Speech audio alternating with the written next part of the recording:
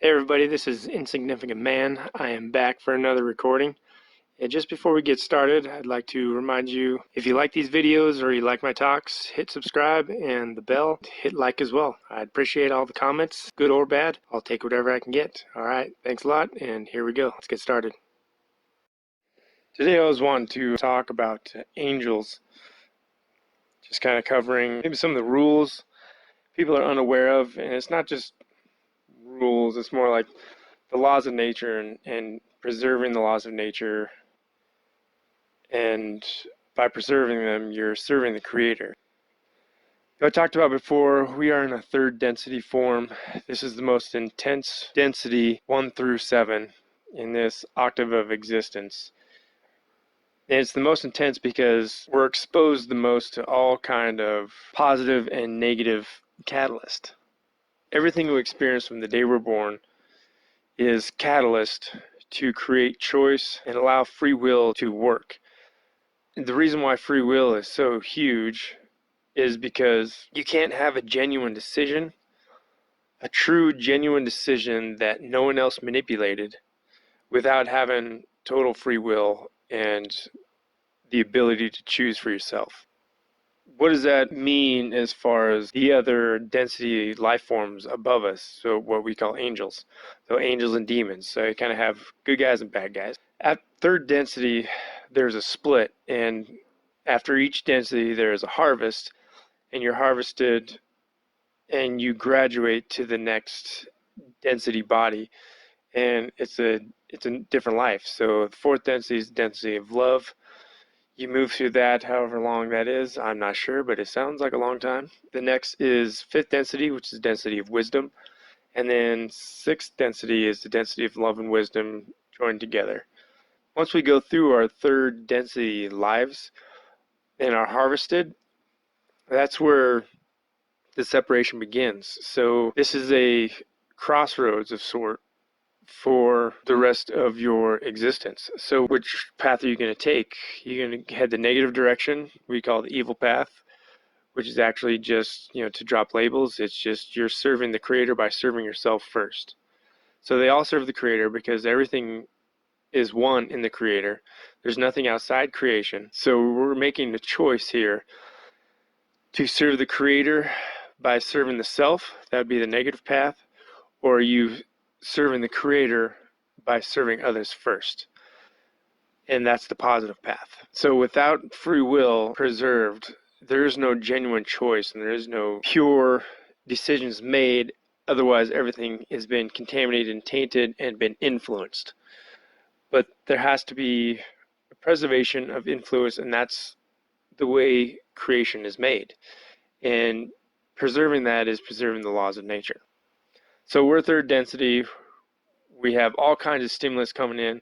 An environment just full of catalysts, good, bad, full of lessons we need to learn. And if we don't learn the lessons, we repeat things over and over and over. And our spirits are infinite. Our bodies pass, and we have multiple lives. But after every life, we go through a review. We see what we made mistakes on as far as what path we're going down. If I'm going down the positive path, I do a review of my life and I see, well, these things I could have done better, I could have done better.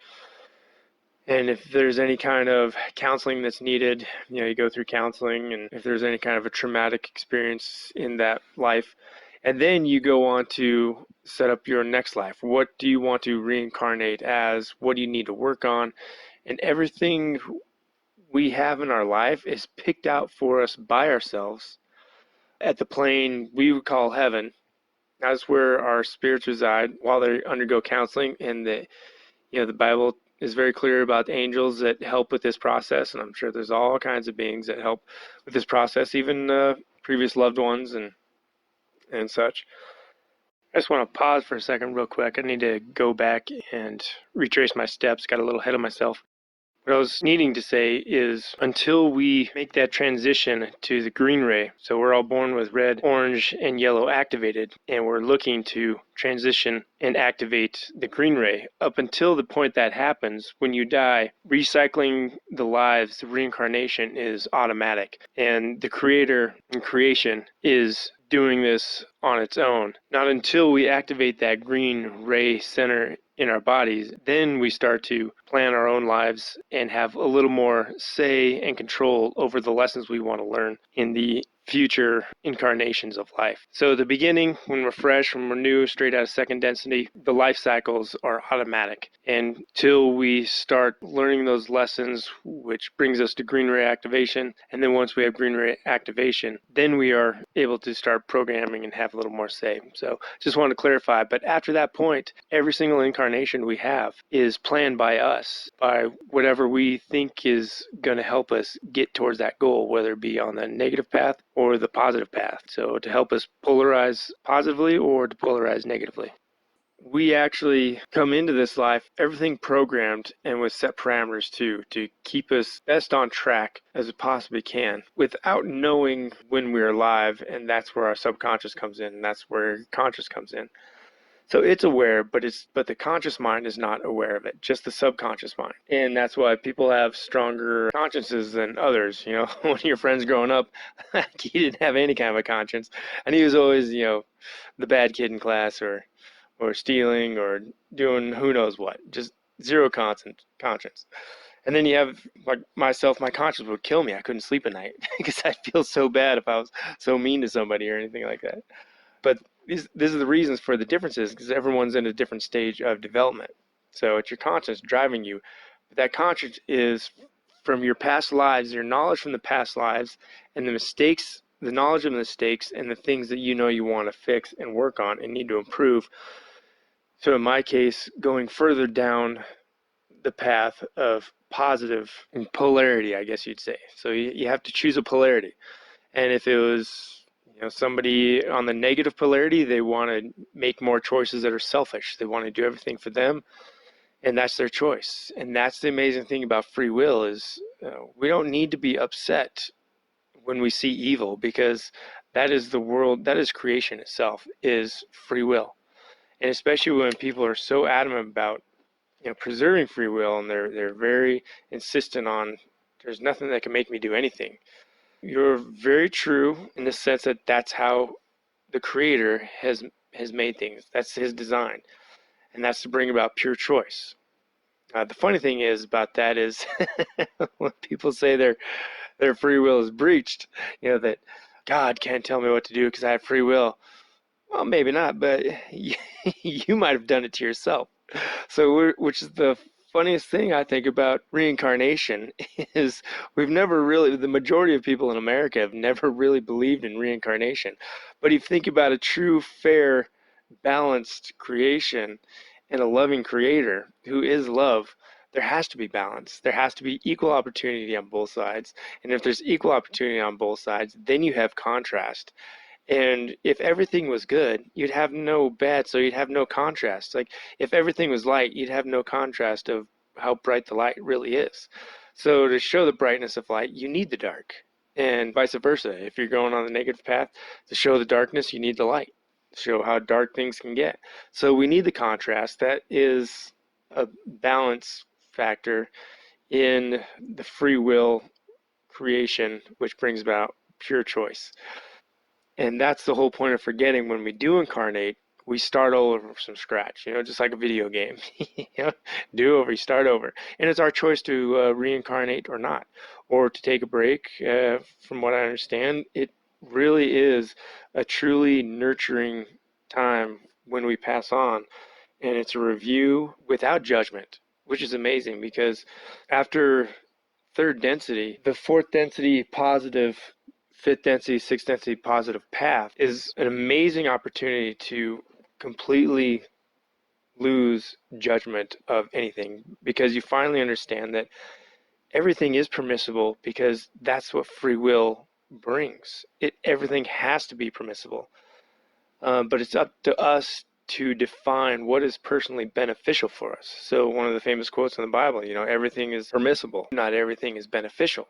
Paul, we know, is of the positive side and positive polarity. So he's speaking of beneficial to a person along the positive path. But if it's a negative person, what we call an evil person, bad guys, what's beneficial to them is beneficial to the self-service first.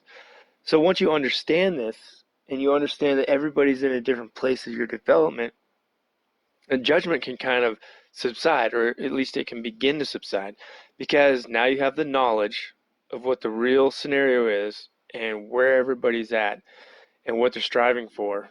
And we can't show the light without the dark, so we have to have the contrast. And this is what creates such strong polarity shift, is how much catalyst and stimulation there is in our world right now, and how much evil we see on the planet, and you name it, from sex trafficking, slave trafficking, murder, drug trafficking, corruption in our government, and from the municipal level up to the federal level. We have the negative side. These are the things we need to be productive in third density. So we're in third density, we're needing to move up to love, and we're needing to make that choice. How are we going to serve the Creator? So first of all, we need to understand that there is a Creator. And once we know there's a Creator, then it's our job to seek and learn and know anything we can about the Creator. And in this third density life, once we do that, we realize we have to make a choice. How are we going to serve the Creator? In the next density of love, the next density is love, and it separates into two categories: the positive and the negative. Positive, what the majority of the world thinks of as love, is being kind to your neighbor, love your neighbor more than yourself, love your God with all your heart, soul, mind, and strength. And that's absolutely true. So I'd make an addition to that, or even kind of group it all together. It's a selfless form of love. So it's a service to others. So are you going to love people by serving others first, or are you going to go the negative route and serve yourself first? And when people go the negative route, they view serving yourself as serving the Creator. So that's just kind of their mindset behind that. And they have every right to make that choice, because there's free will. And it's great. So now we have these beings that are fourth, fifth, sixth, seventh density higher than us. And they are old. They've been around since, I don't know, billions of years old. And they've traveled the universe, multiple planets, as farmers. I mean, they're serving the Creator by farming its universe and helping it grow. With every star, every planet that has life, they're watching it and doing their best as far as service to the Creator by bringing forth life in first, second, third, fourth, fifth, sixth density. And this life that's created in our universe, all of creation, is how the one infinite Creator learns. So remember, in the beginning, infinity became aware. It became love, and that energy named love created light. And that was the infinite Creator beginning to learn. And that's exactly what He wants for every single one of us. Every single one of our spirits has the chance to evolve the exact same way the Creator did. He's recreating that multiple times over, infinitely times over. If you could just try to wrap your head around infinity, go right ahead. I mean, it's just mind-boggling. It's intense, because there's infinite options, there's infinite worlds, there's infinite dimensions, densities, you name it. I mean, it's just so amazing. And the Creator is in every last bit of that infinity. Pretty amazing. Now, we have these beings, fourth, fifth, sixth density, seventh density above us, that the farmers, and what kind of rules do they go by? Like, what kind of laws govern over them? Can they do anything they want? Like we just said, everything is permissible, but not everything is beneficial. So we'll talk about the positive beings right now. And you can just kind of assume that the negative beings are just the exact opposite of that. And so they're trying to conquer and control everything. The positive beings, they are following the laws of nature. So the natural laws that have been formed by creation itself. for them to serve the Creator, they're trying to uphold what the Creator has already done and what benefits the Creator the most as far as service to it and its creation and everything around it. Because the Creator is experiencing everything through everybody and everything. One of the, I guess you'd say, rules, or might be described to as distortions, but there's the law of one, and in law one, that is the only law. The rest are possibly just like guidelines, I guess you'd say, also referred to as distortions.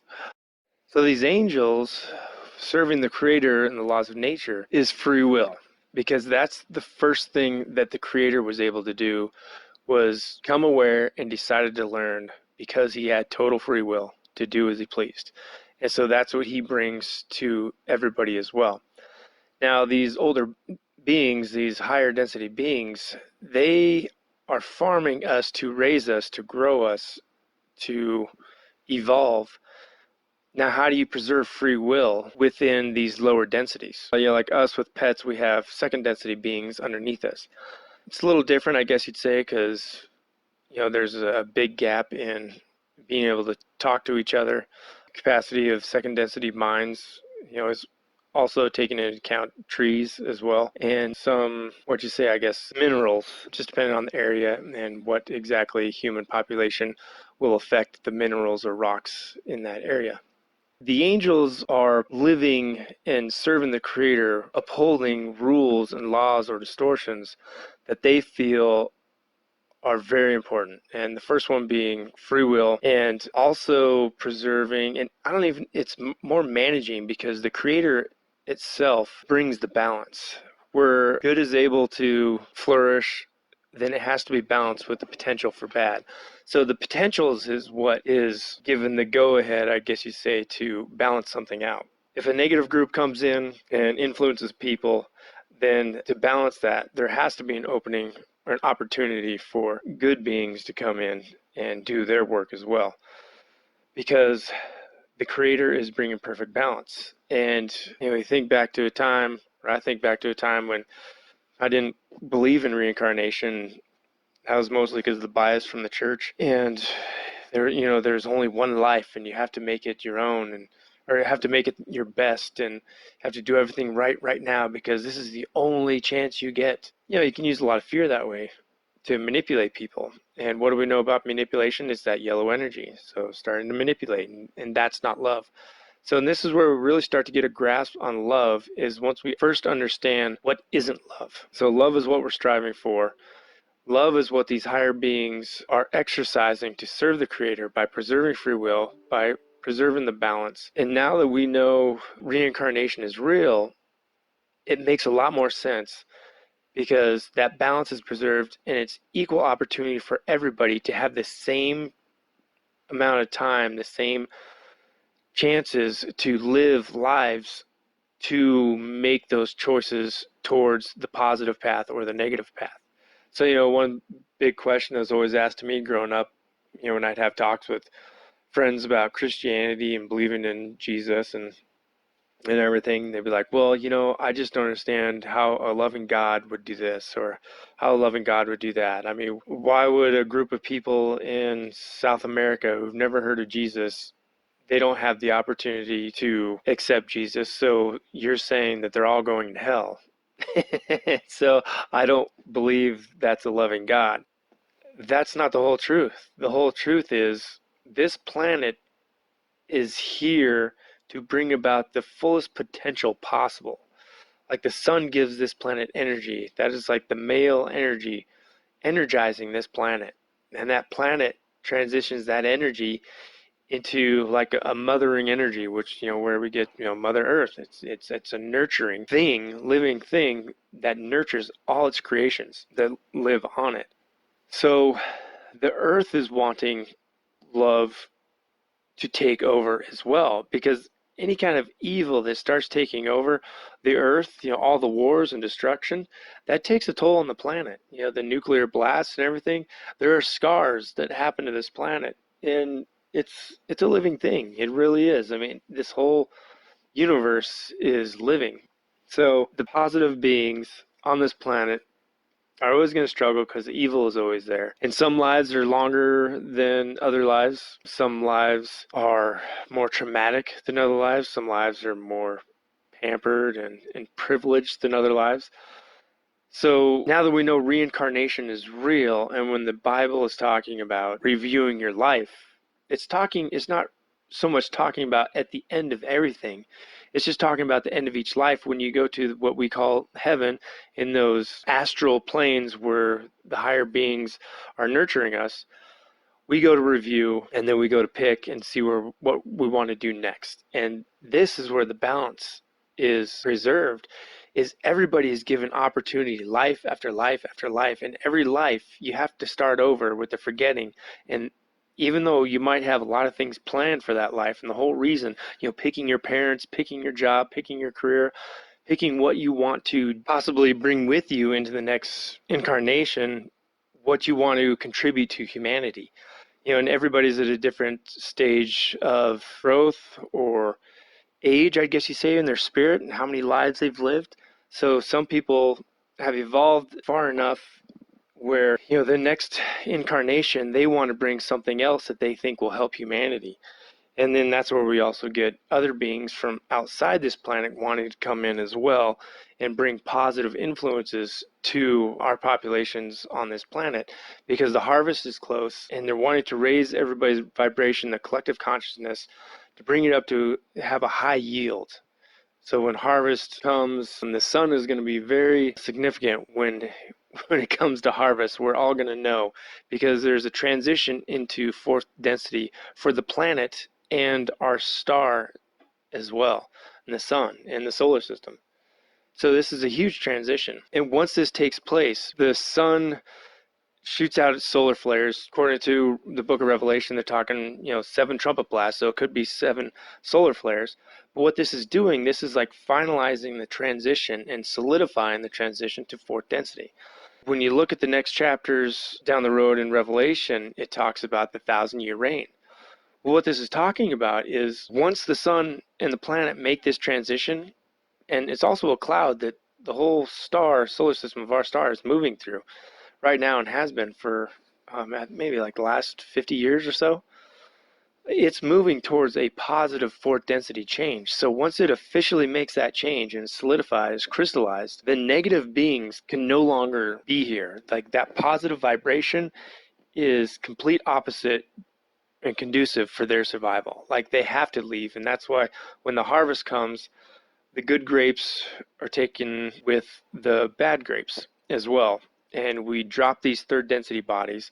It sounds really horrific and graphic in the book of Revelation, but what it really is, us just shedding our bodies. And both the positive beings, negative beings, and the people that didn't polarize one way or the other. And then they will go on to continue to repeat third density on a different planet, because this is a fourth density planet only, and it's not conducive for their growing, their field, their garden. It needs to be moved somewhere else, in other words. But back to free will and balance by the Creator in reincarnation, and that's what reincarnation brings. And we have some amazing things too, like in India, there's little kids telling their parents, I'm pretty sure I used to be married before, and the guy's name was this, and I can even tell you his phone number. So they're like, what are you talking about? Like, no, this can't be true. Sure enough, they look him up, and they let the guy know, our daughter says she used to be married to you, and gave us your phone number, and her name used to be such and such. And he's like, yes, my wife named such and such. She died about 5 years ago. And then the little girl was telling very accurate details of things she remembered from a previous life. So this goes to show that like these things really are happening, and some people's forgetting is at different levels. When you think about people coming in with different talents, different abilities, like these are all things that we're programming in. Once we reach a certain level and our green energy center is activated, then we start to plan these things and pick and choose what we need and what we think is best for our continued evolution to move towards the positive polarity. So reincarnation preserves the balance. The forgetting preserves the free will, and you have to start all over and figure things out. And that's where, everybody has their own strengths and weaknesses, and you move towards those strengths, and everyone wants to find their place in the world. Well, when people are saying that, they might not exactly know how to verbalize it, but what they're saying is they want to find their place in the world where they can serve the Creator the best. And that's positive and negative. And that's fourth density, positive, negative, both. Serve the self or service to others. The angels, their main, I guess you'd say, rule would be preserving free will and what all needs to happen to ensure like a high yield. And now you go back to the harvest. Well, what's the timeline set for the harvest? And from my best understanding, there's major cycles. And for our star, and it's probably pretty similar to others, I'm guessing, but for our star, it's been the last 75,000 years is, I believe, a major cycle. And every 25,000 years, it's a minor cycle, I believe. Anyways, it's 75,000 years, and there's a harvest every 25,000 years. And so what's unique about our star and our planet is this is the third time. So there's been 2 other harvests before this, and there has been a low yield, you'd say. There have been some people that have been harvested for fourth density positive. They all elected to stay here to help the future growth of the people on this planet in the next 25,000 year cycle. But we are at the end of the full 75,000 year cycle, and that's why this is such a big deal. This is the final 25,000 year minor cycle. And this is where the Earth is no longer in third density. It's had 75,000 years to exist in third density and provide for first, second, third, and fourth density beings can live here, but mainly it's a third density planet. So we're moving on. This star, this planet, will soon be a fourth density planet. Now, angels, what we call angels, also I just refer to as higher density beings. What's interesting about that is once you move on to fourth density, one of the amazing things about it is telepathy. So telepathy is huge, and these beings can read each other's mind, read lower density beings' minds. They can talk to you that way, share dreams with you, visions, a whole nother way of speaking to each other, where before we were speaking the notes of a song. Well, now with this type of telepathy, we'll be able to play the song instead of have to say each note in succession, where it just doesn't do it justice. But when you hear the song, it's beautiful, it's amazing.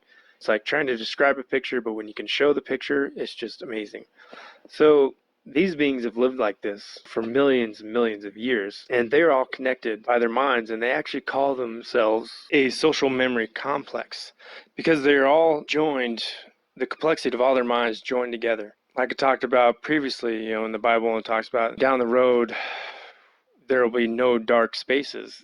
There will be no dark spaces because there will be no place to hide, because people can't keep things to themselves anymore, because everybody's minds will be open to each other. And I'm sure there's still going to be personal boundaries, definitely, but the judgment will end because all will be revealed, and we will finally understand that everything is permissible, and nobody should be ashamed about any of the mistakes they've made, because everybody's made mistakes.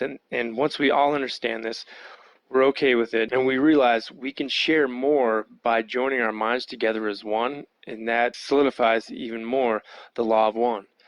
So you become one as a social memory complex, and this is just a smaller scale of creation itself, but everything is one with the Creator. We were all separate. We all had to live that life of separate minds to be able to hide things, because that's how the environment was created for the red, orange, and yellow energy centers. And once love comes into play, the harvest comes, and we are solidified and crystallized in green. Then love is so overshadowing of any kind of guilt and judgment that there's no need to judge anybody, and you can freely open yourself to everybody without any fear of judgment, because within perfect love there is no fear, anytime, anywhere, and that's available to us now. It's just not everybody's at that stage of growth, and That's what we all will get to someday, and that's what we're wanting to try to help each other get that way, because how much better is life when you treat your neighbor better than you treat yourself, and your neighbor returns that right back at you. It's great. You love being around those people that you walk back in your house like, wow, that was a really nice thing of them to do. And then it just continues. It continues on and on. And then when you become used to that, then you open up and you realize that people aren't judging you because they're being kind to you, no matter what your choices are, no matter who you are. They accept you for who you are and what you do, and without judgment, and help you if you need help, and you help them if they need help. I mean, that's what love brings, and that's what everyone's on the positive path is striving for. So these angels, these beings, these higher density beings, guardians, gardeners, there's different groups. There's also a confederation out there, and there is a council, and that council is described in the book of Revelation. There is approval before anything is done, and that has to be addressed before any plans of interacting with us to preserve free will, what would be a positive thing or negative thing for our society to react to. And then there's balance as well.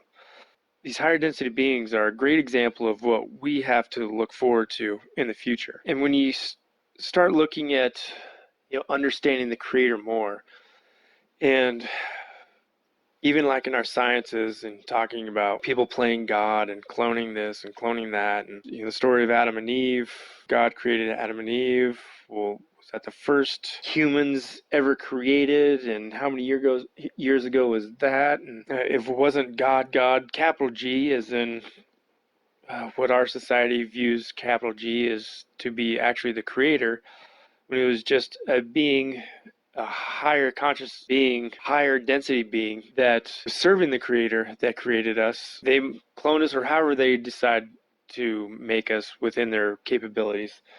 People will get mad and say, they're playing God too, and they're just like aliens out there, like toying with us and growing us like cattle. That's not always the case, because you have, your positive and negative. Maybe the negative side, yes, absolutely. We are a workforce. You will be a slave under the people above you, because that is the way of service to self. And so, yes, but the positive beings, absolutely not. They preserve free will to the utmost, and that is their number one goal as far as being of service to the Creator. So you have the Creator, he's above all. And then when he became aware, his infinite energy, he decided to create with his love, and from love came all light. From that light, he created all the stars. And so he's the top creator, he is the one infinite creator. Below him, he created all the stars, and all those stars he gave free will to create however they want. And when you start diving into Reformed theology, like R.C. Sproul, he's really good. He's got a lot of good books on logic. If anybody wants to look into his stuff, really good stuff. I mean, it's amazing. He is very good at writing and helping you understand logic. And his viewpoint is God cannot be illogical, because creation itself is intelligent and there is logic behind everything that he does. So he's a good resource when it comes to that. But he was right on when saying, according to the Bible, what we understand as God, capital G, now we understand is the one infinite creator and creation itself. He is outside creation, but everything is one with him, because everything came from him. But how do you put yourself outside of creation, but still you are creation? And that's, you give free will to co-creators. And every single star you see in the sky is a co-creator. He has given them free will to create however they want, which means if you could jump and visit the stars, you'd find probably slightly different rules for every star. Physics would not be the same. Gravity might act differently. Just little tweaks here and there, or there could be major tweaks. You never know, because the Creator has given the stars, the co-creators, free will to create however they want. And that's where the Creator is experiencing all this stuff, and it's being done freely. So the next step down, the co-creators, that would be us. So we are co-creators, and we have been given free will the exact same way as the co-creators, all the stars. We're just on a smaller scale. So, and we are moving our way up the scale. It's pretty amazing when you think of the depths of free will and how far it goes. but still a balance. And when you talk about balance, then you have karma. Is karma real? Or another way to describe it actually is, might not be as popular or well known, is just described to as the wheel of action. So the wheel of action, what's that? It's kind of descriptive, and once you start thinking about it, I think it's very accurately described as far as karma. Karma is the wheel of action. And, we always kind of maybe think of karma as being negative, but karma can be positive and negative. So pretty much you reap what you sow, right? What goes around comes around. Well, there's the wheel of action. It's a wheel. It goes around and it comes back around. So the good karma that comes back at people, you don't want to stop that action. You want to ride that wave. You want it to continue. You want it to snowball. You want it to keep turning. But then what happens when there's negative karma? Well, that's why forgiveness is so huge. And not just forgiveness of others, but forgiveness of self. And I think what's always kind of was missing in my life at a young age, and I see it now that I understand it more, being older, seeing other people, because there's so much guilt and brought on by society, brought on by the church, no matter what kind of organized religion, there's always condemnation, there's always some form of judgment, putting people down. And the only way to stop the wheel of action or to stop negative karma is forgiveness. First of all, understanding what you might have done wrong. I mean, that's a huge step.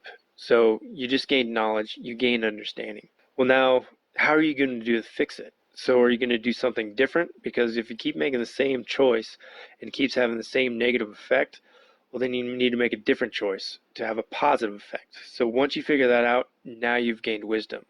So first you gain knowledge, then you gain understanding, then you gain wisdom.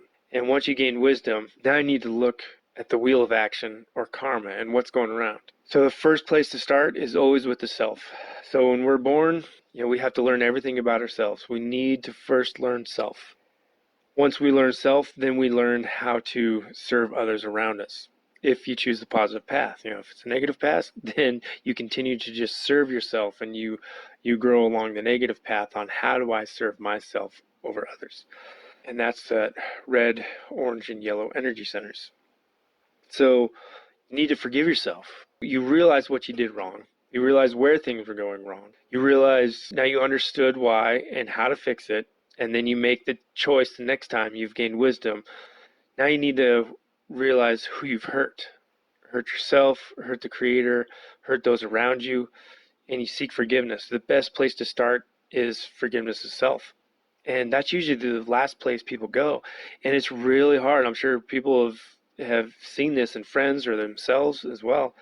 Family members, they just won't forgive themselves for something they feel is unforgivable. In a world of infinite possibilities, the one infinite Creator, infinite is infinite. So think about that. If you ever hear yourself saying or hear somebody else saying it's unforgivable, well, then you live in a different reality.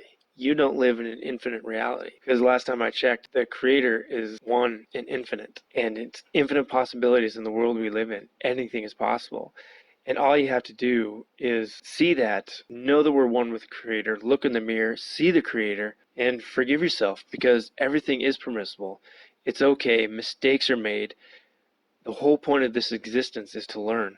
So learn, move on, and serve the Creator the best way you possibly can, positive or negative, but moving on. And then those around you who you've hurt as well, and forgiveness. That's why, when Emmanuel was talking about forgiveness, forgive your neighbors and all that, go to your brother, forgive your brother. He's talking about stopping this negative karma, which can also be called inertia.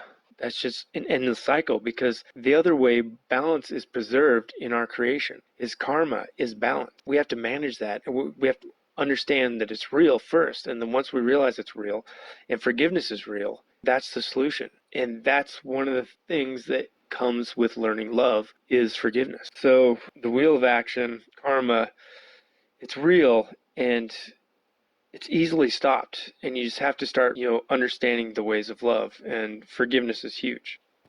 Another form of balance for us in this life and the next densities as well, fourth, fifth, sixth, seventh density, is our bodies, every body in every density has energy centers. That is what stays with us through incarnation after incarnation, is that red, orange, yellow, green, blue, indigo, and violet.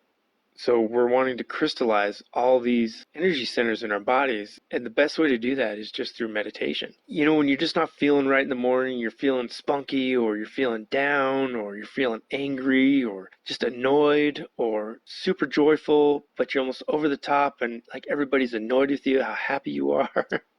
you know, well, these energy centers, we have to learn how to manage them. And these are, by the way, these are just the main major energy centers. There's other minor energy centers in the body as well, like in your elbows and your hands, I think behind the knees and in your feet. These major energy centers, we have to learn how to balance them as well. And, you know, one of the most amazing things about Emmanuel, but one of the simplest things about him as well, is he learned the secrets of the energy centers at an early age, and he learned how to manage them. He learned how to balance them, and he learned how to grow them in intensity. You know, I can't say exactly how developed he was in all his energy centers. I don't know, but he could heal very easily. And when you have unbalanced energy centers, you know, including the one in your mind, which is the indigo ray, the pineal gland, if you don't have a pure understanding of the truth about the creator and creation, then there will be blockages. And when you see someone like Emmanuel healing the way he did, and manipulating water the way he did, and changing matter, you know, water to wine, walking on water, you name it, that is evidence of a balanced body, of balanced energy centers. Think about how many times he went off by himself to pray. He probably needed time to balance himself, dealing with the human race back in those days. So the energy centers in our body is another form of balance, of a perfect example of us emulating the creator and creation. So there's a balance to everything, and there's a balance even within our own body. We even have a polarity to our own bodies. The right side is the positive side, you know, magnetically, energetically, and the left side is negative side. So how do we balance these energy centers? There's two ways to bring energy into the body. One I've talked about before, it comes in through the feet or the tailbone.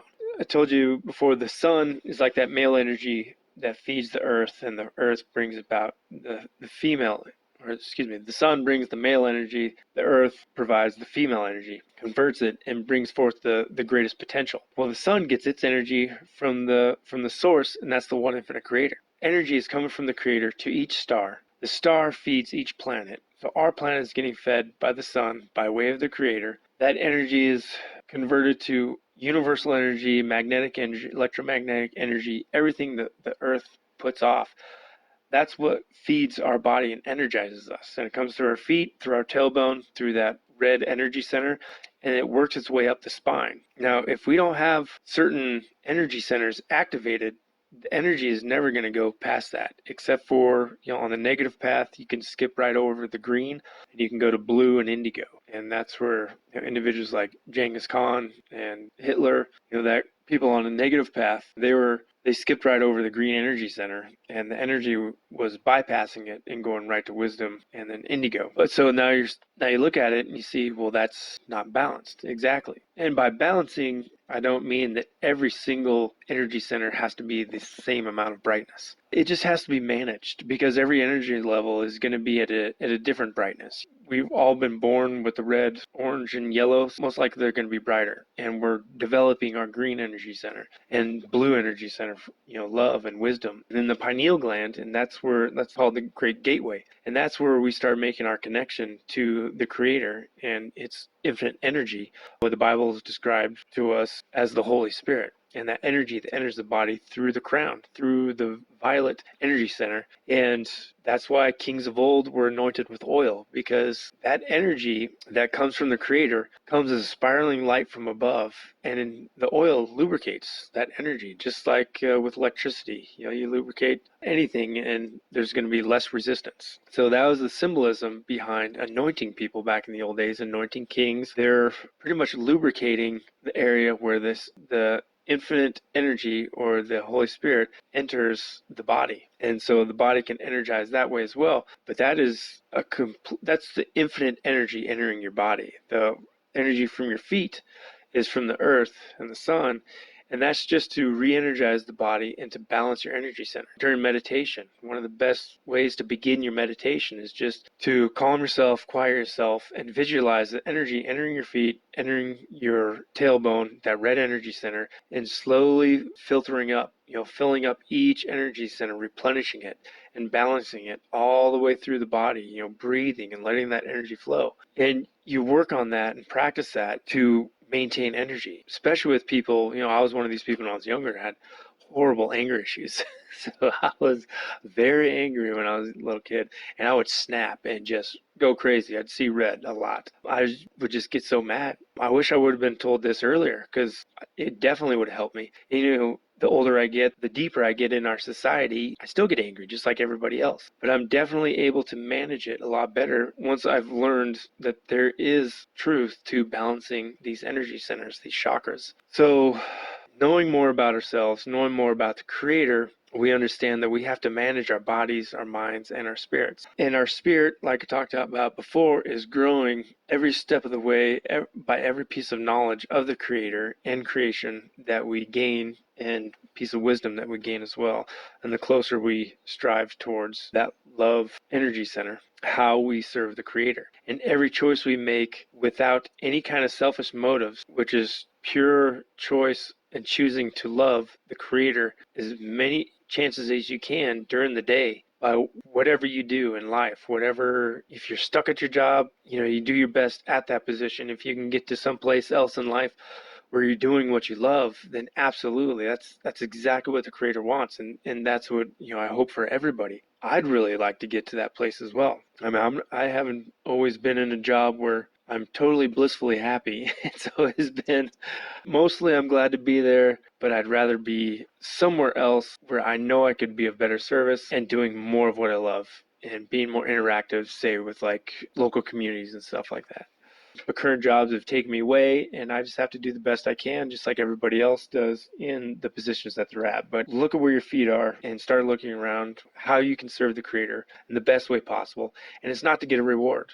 One of the best quotes I've ever heard is, "Great things come through those that serve the Creator, not to those that serve the Creator." If you're of the mindset of service to others, you generally make your decisions based off of loving the Creator and loving those people around you, then you don't want anything from it. And people will get discouraged, be like, I thought, I was supposed to be taken care of, and life was supposed to get easier the more I served God. We still live in this world environment of catalyst. We're still growing in every choice. But when you choose the path of service to others first, serving the Creator by serving others, good things are coming through you. And that is true humility, and that is true selflessness. Good things come through you, they don't come necessarily to you. If you see the good coming through you, even though it might not feel like good things are coming to you, then hopefully you can take stock in that and find hope in seeing that you still are doing good work and you are serving the Creator no matter where you are, no matter what job you have. If you're a plumber, electrician, if you work overseas contracting, if you work out in the ocean on oil rigs, if you're up in North Dakota on the oil rigs up there, you see your family 2 weeks on, 2 weeks off, and have a crazy schedule, and you're away for a long time, or you live at home, maybe in a job you're not totally happy with, start looking for what would make you happy. Start looking for ways that would fill that need to be of better service to everything and everyone around you. And that's the best way we can all serve the Creator, to let our genuine personalities shine through. So now I've gone through all this, and one of the main points I was really wanting to get to, you might not believe it, but this whole talk has been focused on the Bible or ancient texts of our past. The last talk I talked about the different Orthodox religions, Catholic, you got the Russian Orthodox, Greek Orthodox, Ethiopian Orthodox, you have the Protestant Christian movement. They're different Bibles and different canons, different books, letters, and they were all said, their biggest thing is when these synods, these councils were putting these canons together, that they wanted to make known that these were divine inspiration of God, and they are infallible, and they are undisputable. And I would ask you to ask yourself, do you really believe that? And I ask that because, not to undermine anything, but one thing that's always stuck out to me is religions. All the religions. Think about all the different religions in the world. They all believe something different. So the whole point of religion is to find the truth about the universe that we live in, the spiritual world. What is everything about? The sun? Who made the sun? Who made this? Who made everything around us? The creator. Who is the creator? What do you have to believe in to continue to live, to go on? How do we evolve? Like, what is the meaning of life? Now you're telling me that there's going to be 200 different meanings of life because there's like over 200 different religions on this planet. It's too weird. And especially when you think about truth, there is only one truth. Like, you can't just you can have opinions, but when it comes to solid facts, what is it? Is there one infinite creator, or is there multiple creators? Is there multiple gods? What's going on out there? Well, this is part of the seeking. This is us looking. And all these texts, all these different religions, there's some overlap. And even in the Bible, it seems like the Old Testament is so different than the New Testament. Like, what's going on here? The Old Testament is all about killing and plundering and the promised land and take the promised land by any means necessary. And then Emmanuel came and he was preaching, love your neighbor as yourself, love, peace, kind of. But he didn't come to bring peace. Emmanuel came to bring the truth. And once the truth is heard and people don't like it, it's going to be covered up. And if we know there's higher density beings out there that are of the negative path as well, they're going to want to cover it up too. Because don't forget, they're looking for a high yield for their harvest as well, because they want to add to their numbers on the negative path. And if you're wanting to be a positive person, if you want to choose the positive polarity, that is the definition of hell, being stuck at the opposite polarity of what your nature is. When the Bible describes hell, in my opinion, that's what it's talking about. If you had to go that direction, be stuck in a negative path, when at heart you're a fourth density positive being, that's gonna be torture. Because the only way to move on is to continue being negative.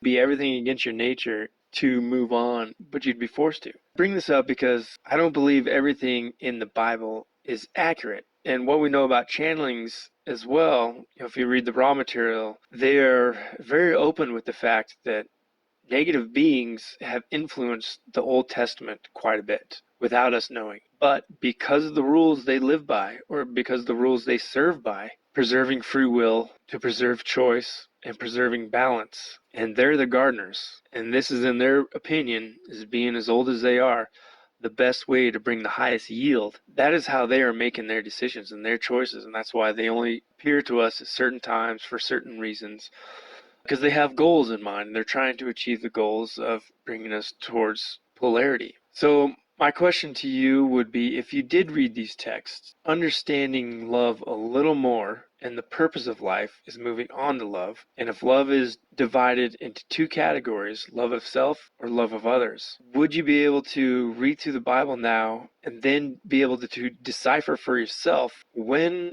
were the negative beings influencing the Bible, the writers of the Bible, the Old Testament, like Moses? Because if you think about free will in the Old Testament with Moses, and Moses was recording everything down that he was being told, because he was a channel. He was being talked to as a channel. Not everything that he was receiving was from the positive beings, and in this case Yahweh. The Yahweh group, which is a social memory complex, is a group of beings that are one, and they serve the Creator, and they got permission from the council, the Confederation, the Council of the Confederation, to come down and serve the Creator by doing what they thought would be the best for this certain flock, I guess you say, or crop. So us, the people at the time. The balance is preserved where positive is allowed to enact with us. The negative side is also allowed to enact with us through whatever means they choose. Not everything that Moses was receiving was of a positive origin. And a good example, I'll give you two examples for you to think about and to consider. One being the Ten Commandments. So if you're saying that the positive route is nothing but preservation of free will, that's the first distortion, the first rule is free will must be preserved. Well, then how can you give a bunch of third density beings 10 commandments and tell them they can't do this, they can't do that, they can't do this, they can't do that?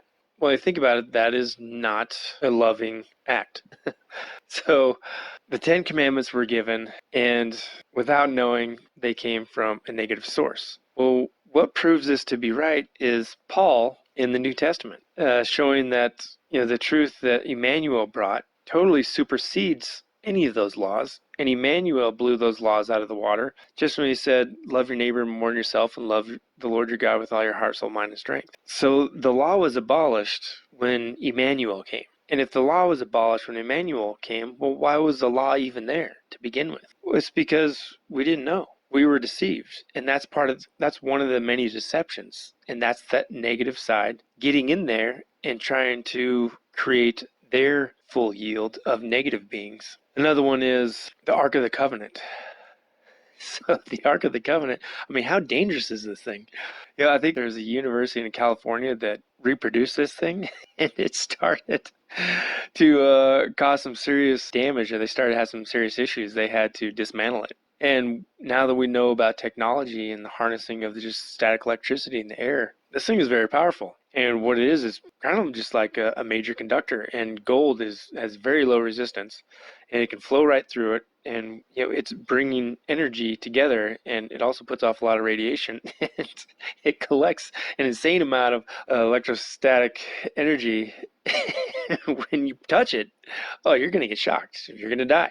And what do we know about in the Bible? If they weren't touching the rods, someone tried to touch it to keep it from tipping over. It killed them. In my understanding, it was given to them under the disguise that it was positive beings in the Yahweh group giving them this information, but it wasn't. But the amazing thing was that Moses was such a positive being that he turned, no matter how negative the intentions were with the Ark of the Covenant, he turned it into a positive object, really. And this is a great example, which, like, if this never would have happened, we wouldn't have this example. This is proof that anything negative can easily be used for good as well. I just first thing that pops in my mind is rock music.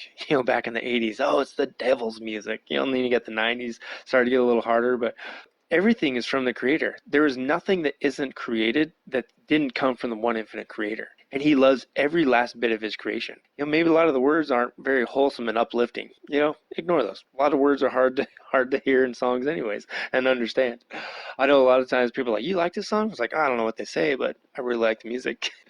If one negative thing brings joy to somebody, then it's been used. It's not demonic. It's not of the devil. It's just something that's there that can be used one way or the other. And there's the balance, and there's the free will. But understanding that everything is one in creation, and everything comes from the Creator. So to be able to find joy, you can always find joy, or like a positive, or you can always find a negative. In every choice we have to make in life, there's a positive and there's a negative. There's always two sides to every coin in a balanced creation. When it comes to the Bible, and it comes to what we know, now that we know the one infinite Creator, and the one we call God that created our physical bodies, they're two different beings, but still one under creation. The one we call God that created our race, He is serving the Creator, and He is of a positive nature. Just like there's other groups out there of higher density beings that are positive nature, but they're all trying to figure things out as well. Because from what I understand, we're kind of a unique situation where they seem to have a harder time having a high yield when it comes to the harvest. They're trying to build up the consciousness of everybody on this planet, and they're positive beings, so they're focused on getting a high yield of a fourth density positive. And that's the direction that this planet is going as well, and there's nothing that can stop that. The negative beings, they want a high yield of fourth density negatives, and they'll bring them into their fold, and we'll separate, and we'll go on from there. But when you look at the Bible, don't get mad at anything, and well, you might get mad initially, and you have a right, and maybe you might not believe anything I'm saying, but if you've always thought that just there's a lot of contradiction going on in the Bible, and even other texts like the Quran,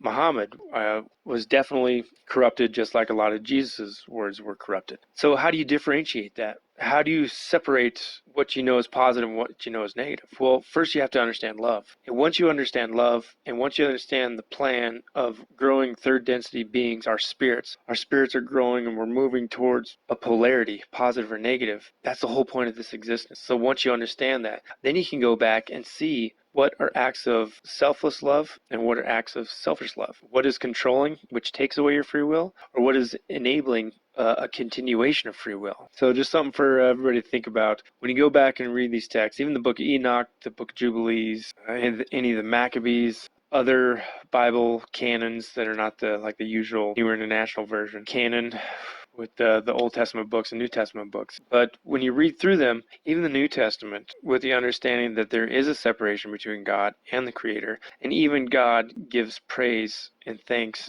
to the infinite power of creation itself. But he's serving the Creator as well. And that's how we came to be. And we absolutely should give thanks to God, our Creator, who made us, but who is also serving the Creator, and we are all serving the Creator, whether positive or negative, because we're all one in creation. Anyways, I hope everybody enjoyed the talk, and if you can't stand me anymore, I guess that's your choice.